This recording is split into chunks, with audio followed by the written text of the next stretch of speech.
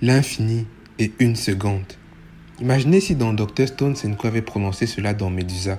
Il n'aurait jamais pu dépérifier l'humanité puisque la pétrification serait produite à l'infini. Alors une question se pose. For sure.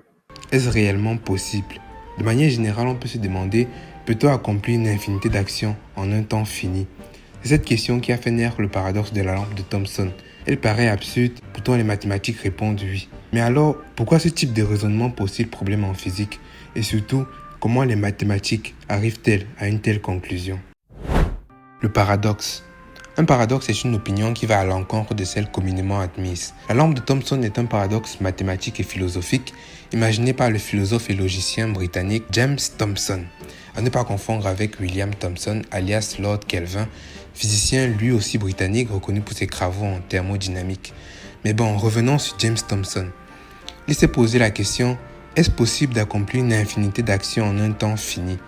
Exécuter une infinité d'actions, c'est ce qu'on appelle une super tâche. Supposons maintenant qu'il existe un être capable d'accomplir la tâche suivante. Bon, supposons qu'on dispose d'une lampe et d'un chronomètre. Lorsque le chrono affiche 30 secondes, donc après un demi-minute, on allume la lampe. Lorsqu'il affiche 45 secondes, après un quart de minute, on l'éteint. Après un huitième de minute, on la rallume, ainsi de suite jusqu'à l'infini. On peut encore l'écrire de cette façon, 1 sur 2 à la puissance 1 plus 1 sur 2 à la puissance 2 jusqu'à 1 sur 2 à la puissance k, qui est le temps, et k qui est le nombre de fois qu'on divise le temps par 2. Parce que si on regarde bien, à chaque fois, le temps qu'on attend pour soit allumer ou éteindre la lampe, c'est la moitié du temps précédent. Et ici, k va de 1 jusqu'à n.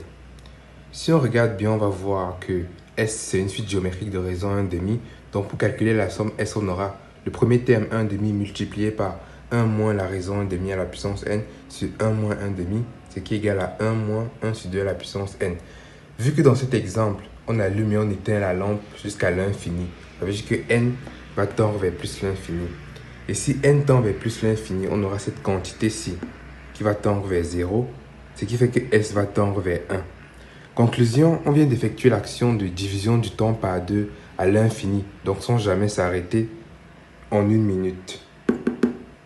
Comment peut-on dire qu'une action qui ne prendra jamais fin s'effectue en une minute? Et c'est là que naît le paradoxe. Pour couronner le tout, Thomson se pose encore la question, quel est l'état de la lampe après une minute? Pour essayer de répondre à la question, on va faire référence à la série de Grandi. Bon, c'est quoi la série de Grandi et où est le lien avec le paradoxe de la lampe de Thomson? Appelons cette série S et disons que si S vaut 1, la lampe est allumée. Si S vaut 0, la lampe est éteinte. Au début, j'allume la lampe, donc j'aurai S égale à 1. Ensuite, j'éteins la lampe, donc il faut que S vale 0. Pour ça, je dois retirer 1. Ainsi de suite, j'ajoute 1, je retire 1. N fois avec N ici qui va jusqu'à l'infini. Jour, nuit, jour, nuit. S peut valoir soit 0, soit 1. Si N, le nombre de fois qu'on a allumé et éteint la lampe, est pair, S va valoir 0, donc la lampe sera éteinte. Par contre, si N est impair, S va valoir 1 et donc la lampe sera allumée. Or, puisque N tend vers plus l'infini, on ne peut pas savoir s'il sera pair ou impair, donc on ne peut rien conclure. Maintenant, essayons de voir si on ne peut pas calculer S, un peu comme on l'a fait précédemment avec les suites géométriques. On voit que si je fais 1 moins S, ça me donne 1 moins toute cette quantité-ci qui est S. Et si on regarde bien, on va voir que ceci c'est encore S. Parce que j'aurai 1 moins 1 plus 1, ainsi de suite. Donc ça va me faire 1 moins S égale à S, ce qui fait que S égale à 1 demi. La somme de cette série nous donne 1 demi. Qu'est-ce qu'on conclut? La lampe serait-elle à la fois allumée et éteinte? Si vous avez des lampes comme ça chez vous, dites-moi en commentaire où les acheter. Maintenant, voyons voir comment la physique interprète les 1 demi. Qu'est-ce que la physique nous dit concernant le paradoxe?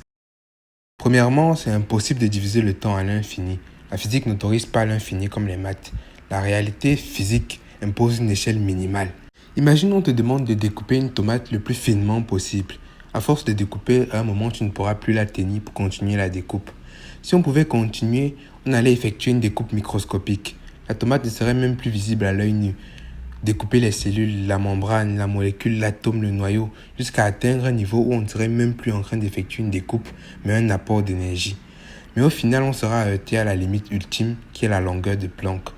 À ce moment, l'action n'aura plus de sens physique et donc on n'ira jamais à l'infini. Deuxièmement, intéressons-nous au comportement de la lampe. Comme on l'a déjà dit, la réalité physique impose une échelle minimale. Les objets physiques ont des limites, pas des capacités infinies. Si on applique l'expérience, on n'ira jamais jusqu'au bout, parce qu'à un moment, la lampe ne réagit plus. Le circuit moyenne les ors, les fils surchauffent, l'isolant brûle, les composants surchauffent, donc la lampe grille. Pourquoi les fils surchauffent? Regardons la différence entre une lampe allumée longtemps et notre lampe qui clignote. Quand une lampe reste allumée longtemps, les fils chauffent, mais la chaleur produite a le temps de se dissiper parce que le courant passe de façon régulière. En revanche, quand la lampe clignote de plus en plus vite, la chaleur s'accumule plus vite qu'elle ne peut s'évacuer et la lampe chauffe de plus en plus. C'est comme quand on se frotte les mains. Si on le fait lentement, elle chauffe peu. Mais si on le fait très vite, on sent rapidement la chaleur. Le 1,5 issu de la série de Grandi n'est pas l'état final de la lampe. Il traduit simplement une moyenne mathématique d'un processus qui n'a aucune réalisation physique. En réalité, la lampe ne possède pas d'état final car le dispositif est détruit bien avant. Qu'est-ce que l'informatique nous dit concernant le paradoxe? On sait tous que c'est le processeur qui effectue les tâches dans un ordinateur. Les processeurs les plus rapides ont des fréquences de l'ordre de milliards de cycles par seconde. Les supercalculateurs sont des assemblages de centaines de milliers de processeurs. Les ordinateurs quantiques explorent plusieurs milliards de possibilités en quelques nanosecondes, mais aucun d'eux n'est capable d'effectuer une super tâche.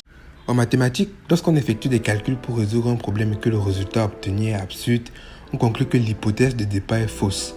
Ici, grâce à la physique et à l'informatique, on a clairement vu qu'il ne peut pas exister une entité capable d'effectuer une super tâche. L'idée de James Thomson n'est pas réalisable dans la réalité et c'est pour cela qu'on l'appelle paradoxe. Elle montre les limites de nos modèles et illustre qu'une idée mathématique, aussi cohérente soit-elle, peut devenir irréalisable dès qu'on la confronte à la réalité.